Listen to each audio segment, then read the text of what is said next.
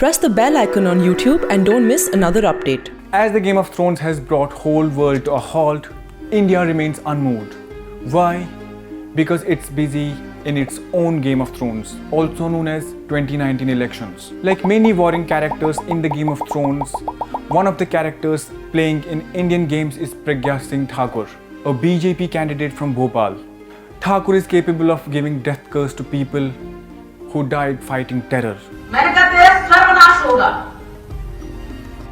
और ठीक सवा महीने में जिस दिन इसको आतंकवादियों ने मारा उस दिन सूतक का अंत हो गया. And later she takes her curse back because she didn't want to aid the enemies of India. Let me tell you something about Pragya Singh Thakur. She was born in Bhind district of Madhya Pradesh near the famous or rather infamous ravines of Chambal. In early 90s she joined Durga Vahini, the women's wing of RSS, and later to ABVP.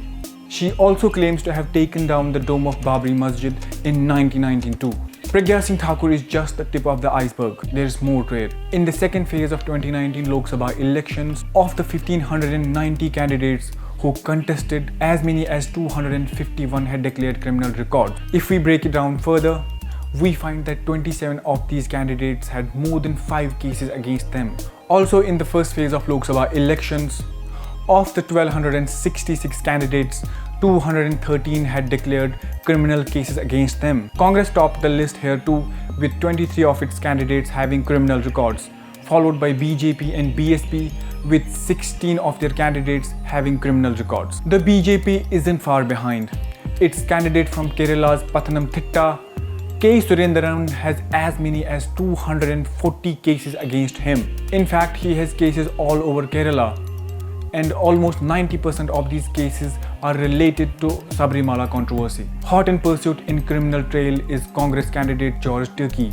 He is contesting from Sundargarh constituency of Odisha, but he is a distant second with only 200 cases fewer than K. Surendran. A 5-judge bench last year had called for a substantial efforts to cleanse the polluted stream of politics. The court had directed all the political parties to place all the information pertaining to the criminal candidates on their official websites. In addition to that, Election Commission had made it compulsory for the candidates contesting polls to advertise at least 3 times in TV and newspapers their criminal antecedents. And guess what?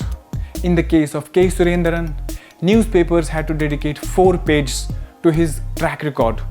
Now we know the reason why news doesn't get much space. But despite the ruling, public knows nothing, just like Jon Snow.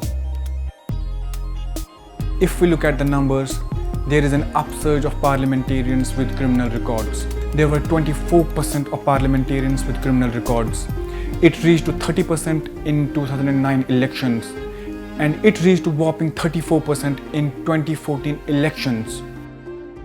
We still don't know the fate of 17th Lok Sabha as well as the final season of Game of Thrones. But believe me, both are coming. This is Sajid Ali with Nikhil Hajirnes for ThePrint.